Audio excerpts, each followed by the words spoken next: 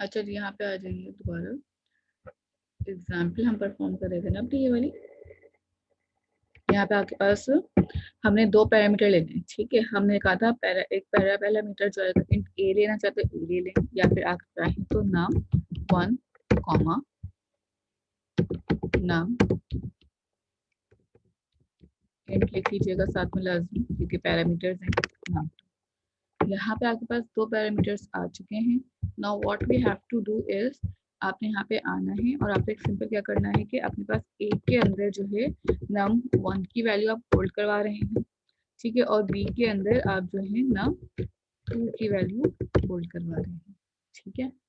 तो जब आपके पास यहाँ पे काम स्टार्ट होगा, एडिशन होगी, या आपके पास जितनी भी चीज़ें हैं वो काउंट हो रही होंगी ना, तो अब डायरेक्टली इसी हिसाब से काउंट होंगी कि पहली वैल्यू जो आपके पास वैल्यू है वो कंसिडर होगी नम 1 के अंदर, और जो दूसरी वैल्यू है वो कंसिडर हो रही होगी बी के अंदर, ठीक है।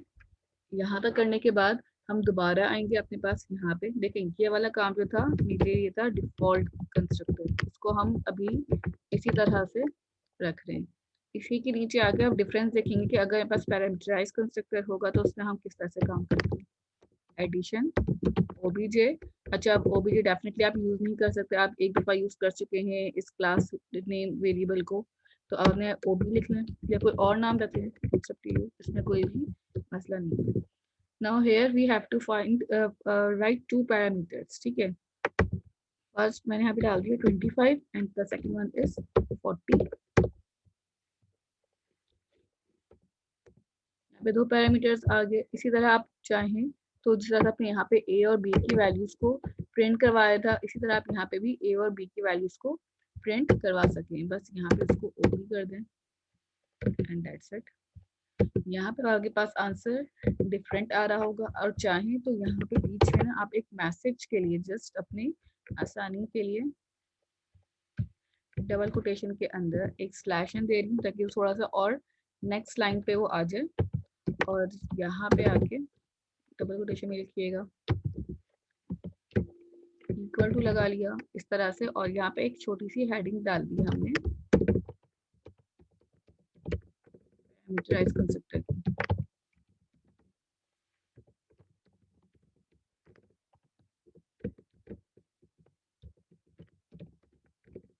तो इससे आपको पता चलता रहेगा कि दोनों चीजें आपके पास जो है काम कर रही हैं। प्राइस कंस्ट्रक्टर अगर आप चाहें तो सेम यही काम अपने पास यहाँ पे भी कर सकते हैं, तो आपके पास दोनों आउटपुट सिमिलर आएंगे। आउटपुट में ना कोई डिफरेंस नहीं, बिकॉज अगर आप चाहें तो वैल्यू प्रिंट कर सकते, वैल्यू प्रिंट होगी, सम कर रहे हैं तो दोनों में ही सम कर रहे हैं तो वो भी प्रिंट हो रहा होगा, ठीक है। बट फायदा क्या है, मैं यहाँ पे रन टाइम पे अपने पास वैल्यूज पास कर सकती हूँ, वैल्यूज दे सकती हूँ, ठीक है। जैसे हम यहाँ पे डायरेक्टली रन टाइम पे वैल्यूज देते हैं। अब ये वैल्यूज मेरे पास हो सकता था कि कोई यूजर इनपुट कर दे, वेरिएबल पास करते फिर उनके, या डायरेक्टली वैल्यू प्रिंट कर दे, वो हमारे पर है, ठीक है। सबसे पहले यहाँ पे आपके पास आ रहा है डिफॉल्ट कंस्ट्रक्टर का ये वाला काम, ठीक है, और ये पैरामीटराइज कंस्ट्रक्टर है तो इसका ये वाला काम, ठीक है। दोनों में हमारे पास देखें क्लास एक ही है, डिफरेंट कंस्ट्रक्टर हैं, और डायरेक्टली वो आपके पास काम कर रहे हैं, वैल्यूज डिफरेंट हो रही हैं, वो साथ साथ उनको प्रिंट भी करता जा रहा है, ठीक है। यहाँ पर कोई क्वेश्चन है या कोई सवाल है तो पूछ लें, क्योंकि इसके आगे फिर आपके पास एग्जाम्पल थोड़ी कॉम्प्लेक्स होना स्टार्ट होंगे।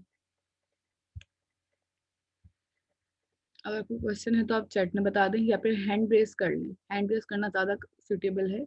मैं उस स्टूडेंट का माइक ऑन कर दूंगी and then he will ask question.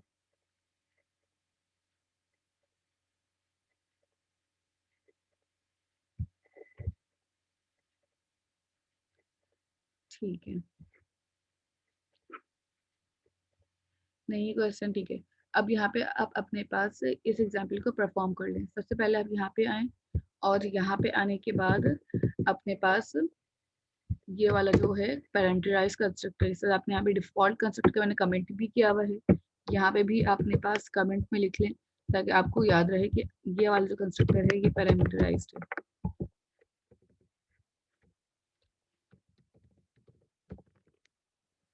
ठीक है। यहाँ पे मैंने लिख दिया पैरामीटराइज कंस्ट्रक्टर, ये बना लें पहले। आफ्टर दैट मैं ये वाला कोड भी खोल दूंगी ताकि आप ये वाला भी काम अपने पास पैरामीटराइज कंस्ट्रक्टर का कर सकें। अच्छा, इन केस अगर मुझे यहाँ पे यूजर से वैल्यूज पास करनी होती है या यूजर इनपुट करता है वैल्यू, तो आप उसके लिए क्या करते हैं? Simple console dot right line लिखते हैं, यहाँ पे आ जाते हैं और यहाँ पे लिखते हैं एंटर फर्स्ट नंबर। ठीक है, और एक वेरिएबल ले लेते हैं अपनी मर्जी से। ठीक है, वेरिएबल किसी भी नाम का हो सकता है, मैंने ए के नाम से बना ली, ए इक्वल टू, और ए के अंदर आपने सबसे पहले टाइप कास्टिंग करनी है। इंट वेरिएबल है तो इंट डॉट पार्स कर लेंगे। ठीक है, टाइप कास्टिंग कर रही हूँ मैं यहाँ पे, कंसोल आप करते थे कन्वर्ट डॉट इंट 32, तो उसको आप इंट डॉट पार्स भी लेके कर सकते हैं। और यहाँ पे आके आप सबसे पहले console dot read line use करना है ताकि आपके पास ए के अंदर यूजर से वैल्यू गेट हो जाए। सेम आप काम करेंगे सेकंड नंबर के लिए भी, सेकंड नंबर, और इस ए की वेरिएबल को हम बी में कन्वर्ट कर देंगे। अब यहाँ जहाँ पे मैंने अपने पास 25 एंड 40 की वैल्यू पास की हुई है, तो अब इन वैल्यू को यहाँ से हटाएंगे और हम डायरेक्ट यहाँ पे ए कॉमा बी पास कर देंगे। ठीक है, तो जो भी वैल्यू इस ए और बी के अंदर आ रही होगी वो ऑटोमेटिकली आपके पास यहाँ पे कंसिडर हो रही होगी एज ए यूजर वेरिएबल, और फिर वो वैल्यूज को वो कंस्ट्रक्टर में लेके जाएगा, वहाँ पे प्रिंट करेगा, असाइन करेगा, ऑप्शन पे सम हो रहा होगा। ठीक है, ये वाली वैल्यू एज यहाँ डिफॉल्ट कंस्ट्रक्टर की enter first number, let suppose हमने यहाँ पे 100 डाल दिया एंड सेकंड नंबर 200। ठीक है, the value of A is 100, the value of B is 200 and the sum answer is 300। ठीक है मायरा, मैं आपका माइक ऑन कर रही हूँ, आप क्वेश्चन पूछ लें। जी मायरा, माइक ऑन कर लें अपना। आपने बोला कि हम पैरामीटराइज कंस्ट्रक्टर में वैल्यू खुद देते हैं, हम आपने वैल्यू पास कर सकते हैं, हम खुद वैल्यू पास कर सकते हैं, ये कहा है बिल्कुल। ये देखें, ये आपके पास पैरामीटराइज कंस्ट्रक्टर है ना, यहाँ पे आपके पास लाजमी है यहाँ पे आप पैरामीटर्स बनाएं, वेरिएबल्स बनाएं एंड देन फिर उनके अंदर वैल्यू पास करें। अगर मुझे ये काम नहीं करना होता तो फिर मैं अपने पास डिफॉल्ट कंस्ट्रक्टर यूज कर रही हूँ। ये डिफरेंस है। ये क्लियर हुआ है मायरा? और किसी का कोई क्वेश्चन है तो बताएं। ठीक है, ये वाली एग्जांपल कर लें आप लोग अपने पास, एंड देन फिर अपने पास हम इसके बाद और भी बहुत सारी टाइप्स हैं। ये तो आपके पास एक डिफॉल्ट कंस्ट्रक्टर आपने देखा है, अभी पैरामीटराइज देखा है, इसी तरह आपके पास और भी कंस्ट्रक्टर आएंगे। ठीक है, ये वाली एग्जांपल भी कर लें।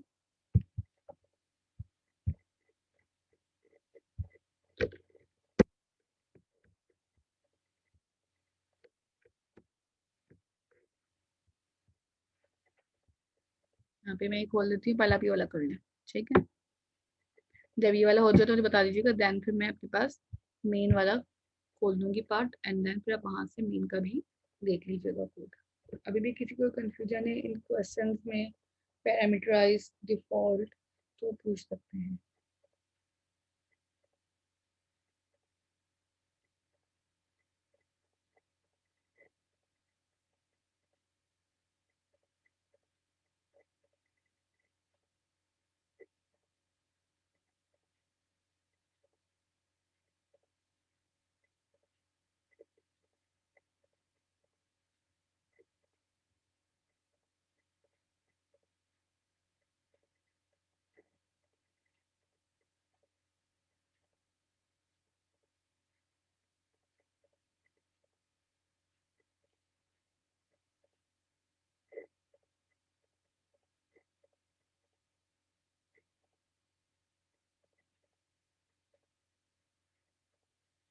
ठीक है, जब आप लोग वाले एग्जाम्पल परफॉर्म कर रहे हैं, मैं आप लोगों की अटेंडेंस ले लेती हूँ ताकि अटेंडेंस भी मार्क हो जाए। और ये वाला मैंने प्रोग्राम डॉट सी एस का कोड खोल दिया है। ठीक है, तला ये कर लें आप। अच्छा, सबसे पहले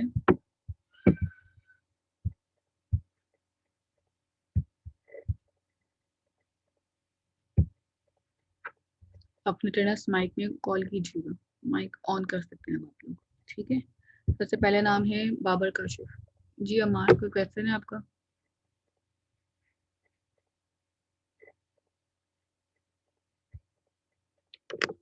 बाबर काशिफ, मोहम्मद अम्मार, Yes. ठीक है, मुनीब हसन, अम्माद अली, अमित, अम्माद अली की लगा देगा, उनके घर में कुछ इमरजेंसी हो गई है। अच्छा ठीक है, अमित, प्रेजेंट।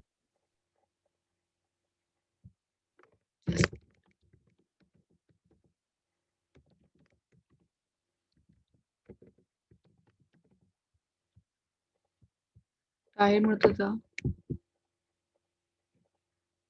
प्रेजेंट में। ठीक है, कुनूज, अलीराज, प्रेजेंट में। मायरा जमाल,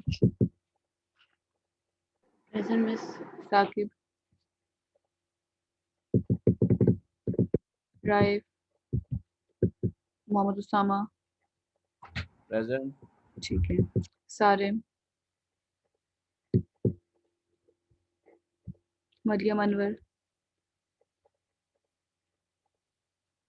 Present. फलक, Present. Malik Hasan Iqbal, Present miss. ठीक है, नेक्स्ट हमारे पास है Zainul Abideen Present ma'am. And Fazila, Mohammad Ashraf, Present. Talha Shakeel, Yes miss. Present. ठीक है, नुमान अफजल, मोहम्मद अली फैजान, Present. ठीक है, हमजा आपका माइक क्यों ऑन है? क्वेश्चन है, शामीर, हमजा अली, एमन, प्रेजेंट। ठीक है, एमन यासीन, मोहम्मद मास, शहीर, प्रेजेंट में। ठीक है, तलहा, सही, Present miss.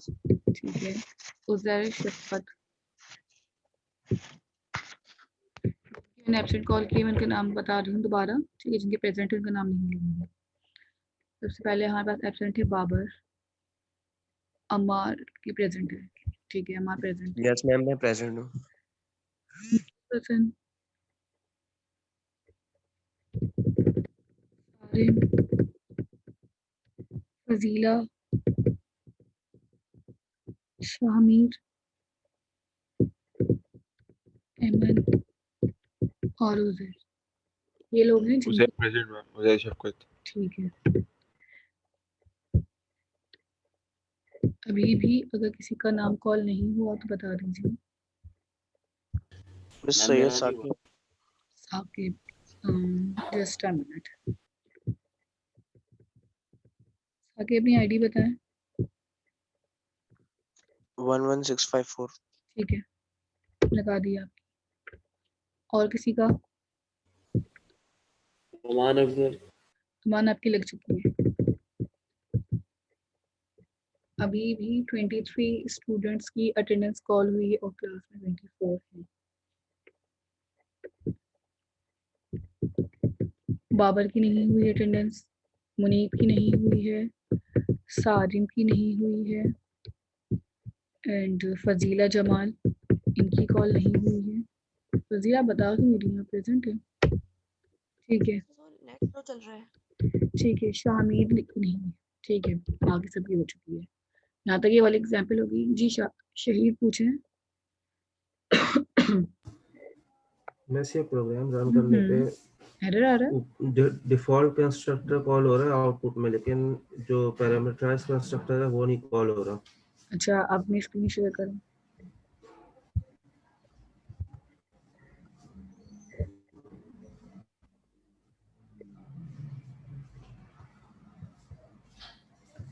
अब मेन पे जाए, ठीक है, आप शहीद मेन के कोड पे जाए,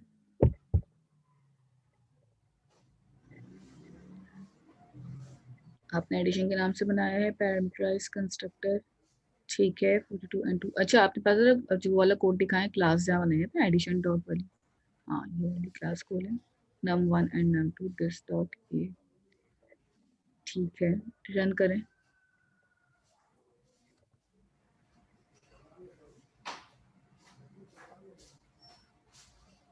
ठीक है इसको क्लोज करें जरा। अपने पास जरा आप कंट्रोल शिफ्ट बी प्रेस करें।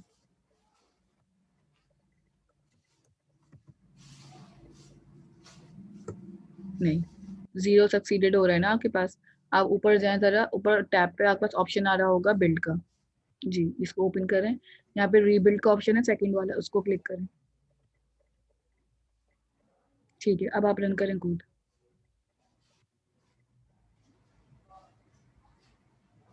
आपने प्रिंट करवाया है 10 से हो गया। ठीक अच्छा है गया। ठीक है। और किसी का कोई इशू हो रहा है शही के अलावा?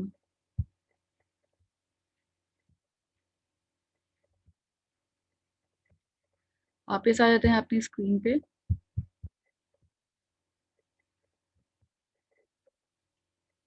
सबसे पहले अब आपके पास पैरामीटराइज कंस्ट्रक्टर के बाद हमारे पास सेकंड आ जाता है कॉपी कंस्ट्रक्टर।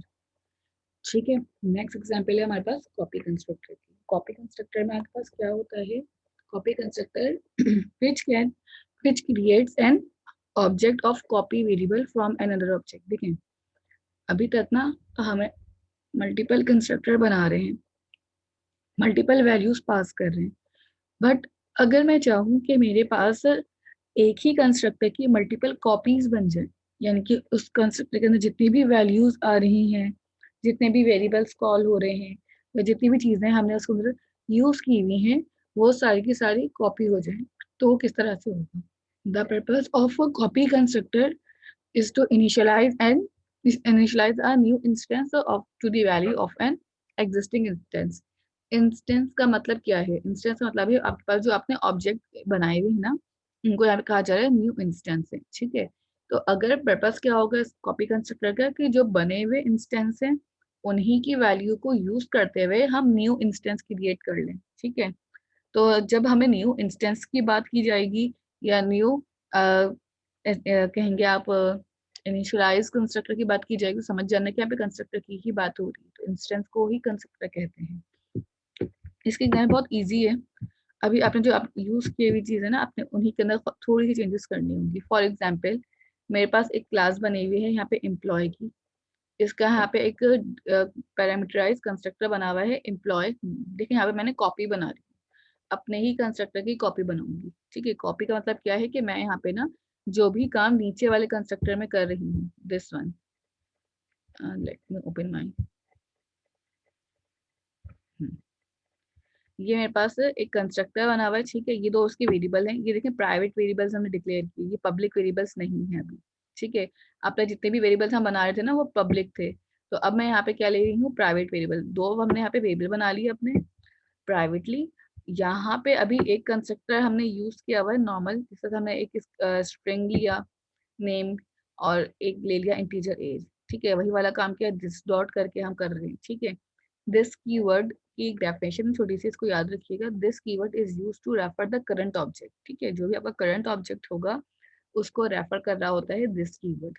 ठीक है अच्छा जी इसके अलावा आपके पास यहाँ पे आपको नजर आ रहा होगा कि हमने यहाँ पे एक कॉल कंस्ट्रक्टर बनाया हुआ है एम्प्लॉय के नाम से। इस कंस्ट्रक्टर में दो पैरामीटर पास हुए हैं, first and this one is second. ठीक है यहाँ पे सिर्फ एक कंस्ट्रक्टर पास हुआ है और एक कंस्ट्रक्टर में एक पैरामीटर यूज हुआ है। इस कंस्ट्रक्टर के अंदर आप देख रहे होंगे यहाँ पे एम्प्लॉय लिखा हुआ है, एम्प्लॉय तो मेरी क्लास का नाम है, और यहाँ पे उसने छोटा सा इंस्टेंस क्रिएट कर दिया। बेसिकली ये करेगा क्या, जो भी काम मेरे पास इस क्लास के अंदर हो रहा होगा वो सारा का सारा डेटा यहाँ पे वापस जाके ना कॉपी कर लेगा अपने अंदर। ठीक है तो जो भी काम मैं कर रही होंगी, जो भी वैल्यू आ रही होगी, वो सारी की सारी चीजें इसमें कॉपी होंगी। अब मुझे क्या करना है, जैसे ही मैं अपने पास एम्प्लॉय का ऑब्जेक्ट बनाऊंगी, ठीक है तो डायरेक्टली वो सारा का सारा डेटा यहाँ पे कॉपी हो रहा होगा। ठीक है कैसे होगा कॉपी, ये मैं आपको करके दिखाती हूँ। ये आसान है, बस समझने में थोड़ा आपको लगेगा कि कॉम्प्लेक्स हो रहा है। ठीक है फॉर एग्जाम्पल मेरे पास ना यहाँ पे एक और क्लास है, ठीक है, आप एक और क्लास ले रहे हैं। अगर आपको चाहते हैं कि एक न्यू क्लास बन जाए तो आप एक न्यू क्लास भी यहाँ से बना सकते हैं, ठीक है। अच्छा, ज़रूरी नहीं है, एक और बात समझना, कि हमेशा ज़रूरी नहीं कि मैं यहाँ पे आऊँ और यहाँ पे आके ऐड पे जाके अपने पास एक न्यू क्लास बनाऊंगी तो बनेगी। हम यहाँ पे रहते हुए इसी कंसोल डॉट की के नीचे जहाँ पे इसकी बॉडी क्लोज हुई है, देखें ये मेरे पास ना ये क्लास प्रोग्राम की बॉडी है, ठीक है। इसका जहाँ पे ब्रैकेट क्लोज हुआ हुआ है, यहाँ पे मैं इसके नीचे भी अपनी एक क्लास बना सकती हूँ, ठीक है। फॉर एग्जाम्पल मैंने यहीं पर ही एक ही क्लास बना ली। इस यहाँ पे आने से फायदा क्या होता है कि आपके पास ना एक ही पेज पे सारा कोड अलाइन हो जाता है। आपको डिफरेंट पेजेस या डिफरेंट आपके पास अलग अलग पेजेस नहीं बनाने पड़ते, ठीक है। तो ये एक एडवांटेज है। अगर आप चाहें तो यहाँ पे भी अपनी क्लास बना सकते हैं। लेट्स सपोज मैंने यहाँ पे क्लास बना दी एम्प्लॉय के नाम से, ठीक है। ये मेरे पास एक मेरी क्लास आ गई है एम्प्लॉय की, जिस तरह से आपने अभी तक नॉर्मल क्लासेस बनाई थी वैसे ही, ठीक है। यहाँ पे भी आप ऐसे करते थे, क्लास लिखते थे और उसकी बॉडी ओपन करते थे। इसी तरह आपने यहाँ पे एम्प्लॉय लिखा और उसकी बॉडी ओपन कर दी।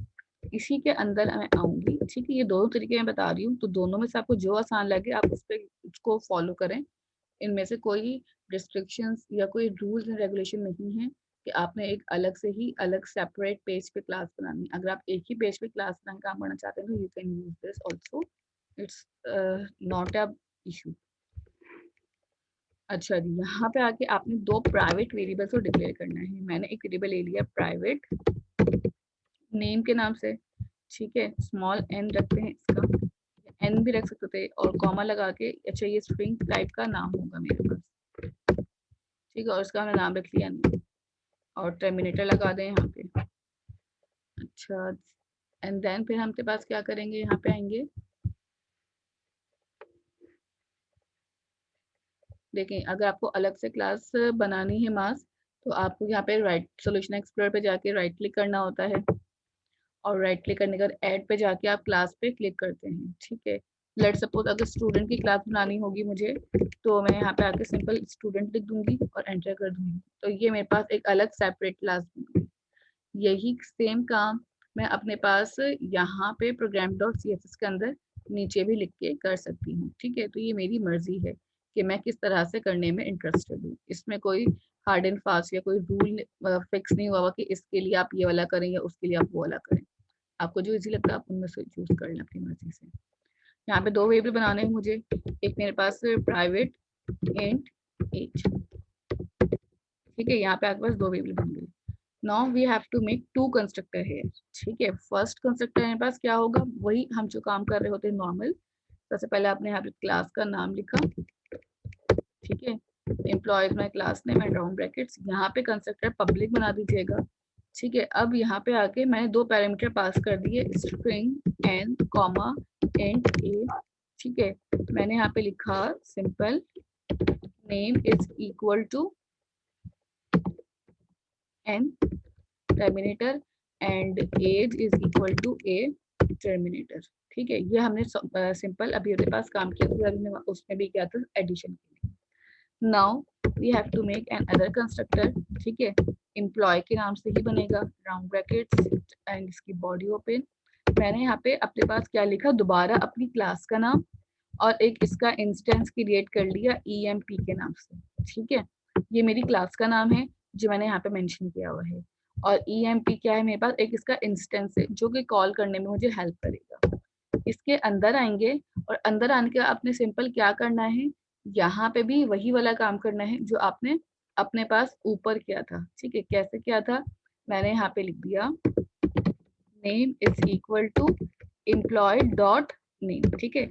अब देखें यहाँ पे इसके अंदर तो मैंने कहीं पे भी कंसिडर नहीं किया हुआ ना ये मेरे पास कौन सा नेम उठ के आएगा या कौन सी वैल्यू उठ के आएगी, बट देखें यहाँ पे ऑटोमेटिकली क्या करेगा, ये एम्प्लॉय के नेम में ले जाएगा वैल्यू, ठीक है। ये वाला जो नेम है ना मेरा, ये डायरेक्टली कहाँ लेके जा रहा है, इस वाले एम्प्लॉय के नेम के अंदर। इसी तरह हमने कहा ये वाला जो एज का वेरिएबल है, ठीक है, एज ये बेसिकली ना ये कॉपी बना रहा है अपने पास एम्प्लॉय के अंदर सभी चीजों की, ठीक है।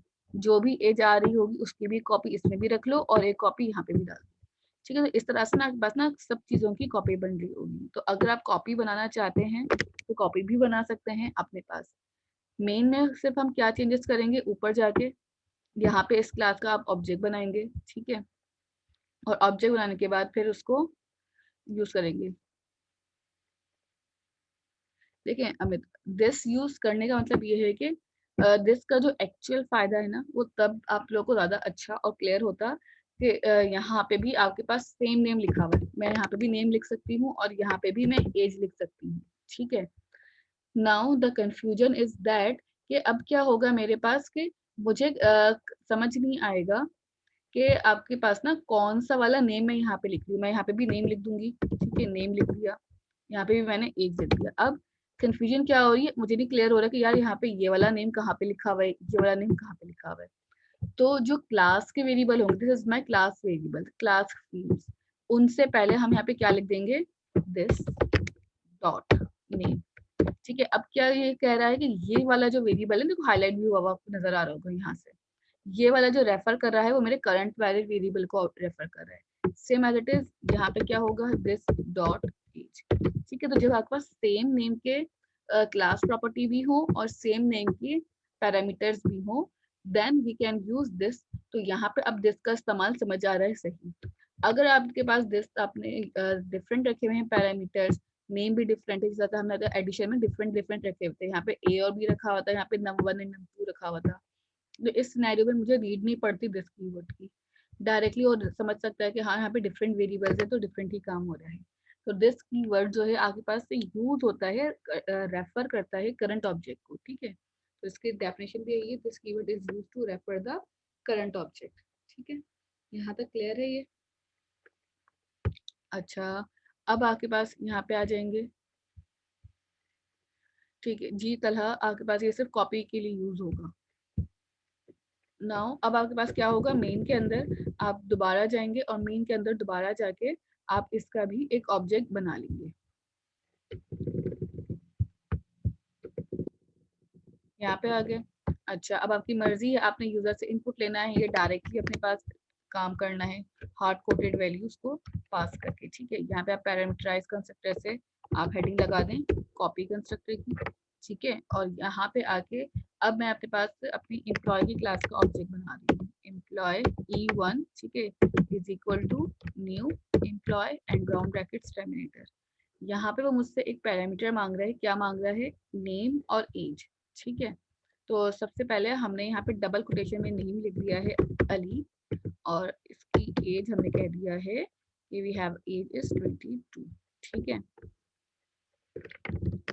यहाँ तक करने के बाद अब अगर मुझे इन केस अपने पास कॉपी बनानी है तो कॉपी के लिए हम यहाँ पे ना एक छोटा सा और काम करेंगे, एम्प्लॉय E2 करेंगे, कि दो कंस्ट्रक्टर है हमारे पास, इसलिए एक कंस्ट्रक्टर होता तो हम E1 ही करते हैं। यहाँ पे आएंगे और यहाँ पे आने के बाद मैं क्या करूंगी, E1 को पास कर दूंगी। इट मीन्स के जो भी पैरामीटर, जो भी वैल्यू मैंने E1 में पास की है वही सारी वैल्यूज मेरी उठेंगी और E1 के यहाँ से उठ के E2 में भी स्टोर हो जाएंगी, ठीक है। देन वो E2 जो है अपनी सारी वैल्यूज को नीचे अपने कंस्ट्रक्टर जो आपने कॉपी वाला बनाया था वहां पे भी पास कर रहा होगा, ठीक है। इसको अगर मैं नीचे ले आऊँ तो ये देखें जितनी भी वैल्यूज थी मेरी एम्प्लॉय के अंदर वो खुद ब खुद गेट हो जाएंगी, क्योंकि वो एम्प्लॉय की वैल्यूज कहाँ से आ रही होंगी, इन दो नेम से, ठीक है। तो जहाँ भी आपके पास नेम आ रहा होगा वो नेम गेट हो जाएगा, ठीक है। ये वाला नेम उठेगा और ये वाली एज उठेगी और ये दोनों चीजें ना आपकी यहाँ पे और एक यहाँ पे उठ के आ जाएगी, ठीक है। तो इससे फायदा क्या होगा आपका कि जैसे ही मेरे पास नेम कॉल होगा तो एम्प्लॉय की कॉपी में भी आ जाएगा, और जैसी एज कॉल होगी आपके पास इस एम्प्लॉय की कॉपी में भी आ जाएगी, ठीक है। तो ये आपके पास कॉपी बनाने के तरीके हैं एक से ज्यादा कंस्ट्रक्टर के अंदर, ठीक है। इससे वैल्यूज को आप सिक्योर और होल्ड करवा सकते हैं मल्टीपल टाइम के लिए, ठीक है। एक बार वैल्यू इसमें होल्ड हो गई, फिर आप जितनी बार चेंज करेंगे वो यहाँ पे भी आपके पास बार बार चेंज होती चली जाएगी, ठीक है। यहाँ पे आके इसको रन करते हैं। अच्छा, पैरामीटराइज वाला कोड भी रन करना पड़ेगा हमें, चलें कर लेते हैं।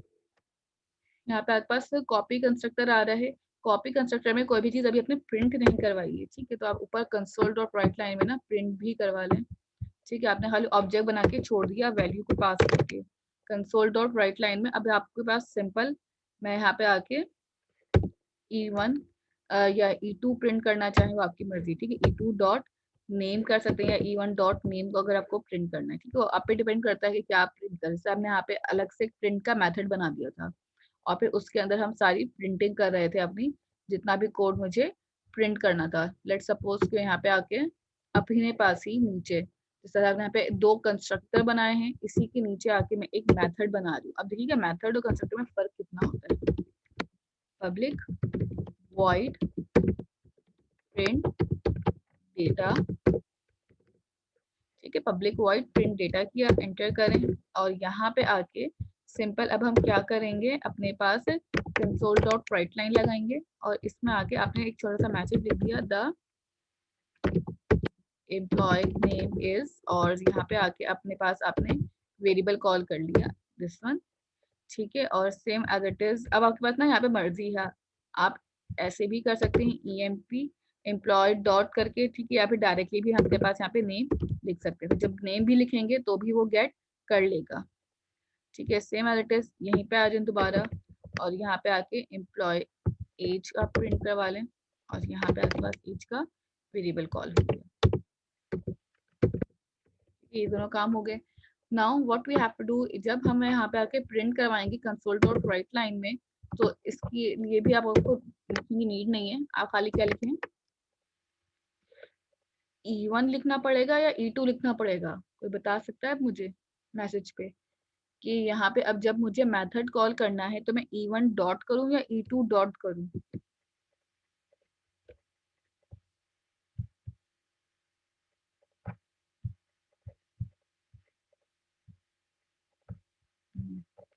ठीक है, फैजान ने कहा है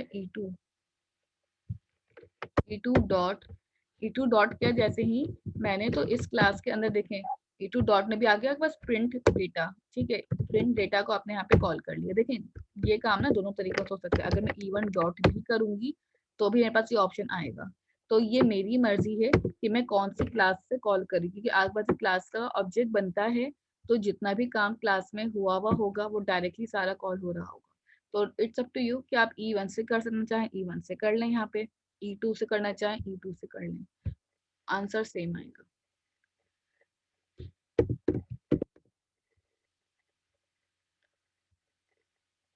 अरे जस्ट अ मिनट,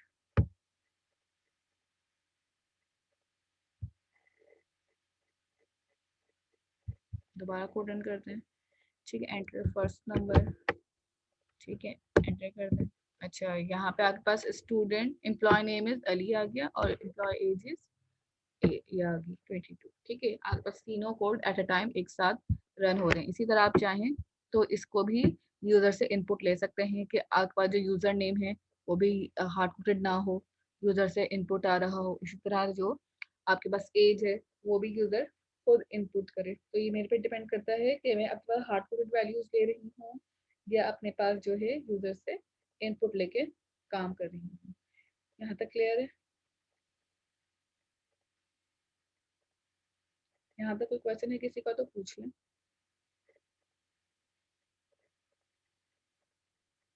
ठीक है, नहीं है। नेक्स्ट वी हैव, यहाँ पे आपके पास फिर आ जाता है स्टैटिक कंस्ट्रक्टर, ठीक है। स्टैटिक कंस्ट्रक्टर के अंदर आपके पास क्या क्या चीजें अवेलेबल हैं, क्या क्या पॉइंट्स हैं वो देखना है अब हमें, ठीक है। आपके पास टोटल 5 टाइप्स थी, ठीक है। 5 में से आपने 3 टाइप्स पढ़ ली, आगे भी 2 टाइप्स रहती है, एक स्टैटिक कंस्ट्रक्टर की टाइप रहती है, दूसरा प्राइवेट कंस्ट्रक्टर की टाइप रहती है।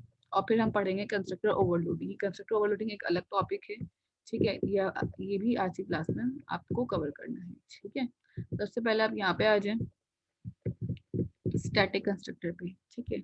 When a constructor is created as static it will invoke only once for all instance, ठीक है। अगर आपके पास कोई स्टैटिक कंस्ट्रक्टर आप बना रहे होते हैं तो आपके पास इन्वोक यानी एक ही बार उसको आप कॉल करेंगे, ठीक है। इंस्टेंस ऑफ अ क्लास समझिएगा कि आपके पास ऑब्जेक्ट जो होगा वो एक ही बार बनेगा, and it is invoked during the creation of first instance of a class or the first reference to a static member in the class, ठीक है। तो यहाँ पे आपके पास जो होगा एक ही बार कंस्ट्रक्टर कॉल होगा, एक ही बार उसका रेफरेंस पास होगा, एक ही बार आपको उसका इंस्टेंस बनाने का मौका मिलेगा।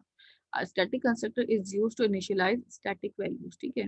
of a class and to write a code that need to be executed only once. ठीक है, तो आपका जो भी स्टैटिकली काम होगा वो एक ही बार कॉल हो रहा होगा, एक ही बार इनिशियलाइज करके सारी वैल्यूज को पास करके भेज रहे होंगे. ठीक है, this all processes can be done only at once, not time to time आपने इसको दोबारा से चेंज टाइम टू टाइम दोबारा से आपने इसको परफॉर्म नहीं करना होगा. अच्छा जी, यहाँ पे आ जाते हैं आपके पास. नेक्स्ट आपके पास यहाँ पे क्या है, इसके की पॉइंट्स हैं. ठीक है, की पॉइंट्स आपके क्या क्या चीजें डिस्कस की जा रही हैं. A static constructor does not take access modifier or have parameter. देखें, access modifier क्या है, जिस तरह से अभी मैं पब्लिक लिख रही थी, प्राइवेट लिख रही थी. ठीक है, तो ये मेरे पास सारे कहते हैं एक्सेस मॉडिफायर्स हैं. ठीक है, एक्सेस दे रहे होते हैं कि आपने कहाँ तक कौन सी चीज को एक्सेस करना है, कौन सी चीज को आपने यूज करना है. ठीक है, इसी तरह a static constructor is called automatically to initialize the class before the first instance is created or any static member are referred. ठीक है, static constructor क्या करेगा, आपके पास ऑटोमेटिकली आपके पास जो भी क्लास होगी उसको इनिशियलाइज कर रहा होगा आपके पास फर्स्ट इंस्टेंस से. A static constructor cannot be called directly. ठीक है, आपके पास static constructor जो है डायरेक्टली कॉल नहीं हो सकता. ठीक है, आपको उस क्लास को ऑब्जेक्ट बना के कॉल करना पड़ेगा. There is no control on when the static constructor is executed in the program. ठीक है, आपके पास कोई फ्लो कंट्रोल नहीं मेंटेन होता जब आपने पास एक्स कंस्ट्रक्टर जो है स्टैटिक कॉल करते हैं. A typical use of a static constructor is when the class is using a log file and the constructor is used to write entries to this class. ठीक है, आपके पास यहाँ पे constructor जो है आपके पास जितना भी होगा वो लॉग फाइल मेंटेन कर रहा होगा. ठीक है, और जितने भी कंस्ट्रक्टर के अंदर क्यूरीज होंगी, एंट्रीज होंगी, वो आपके पास रन हो रही हैं. अच्छा, इसकी प्रैक्टिकल इम्प्लीमेंटेशन बहुत इजी है, तो ये भी कर लेते हैं. अच्छा, मीटिंग एंड होने वाली है, इस मीटिंग को दोबारा पहले ज्वाइन कर लें एंड देन फिर हम अपने पास स्टैटिक कंस्ट्रक्टर की जो एग्जांपल परफॉर्म करेंगे.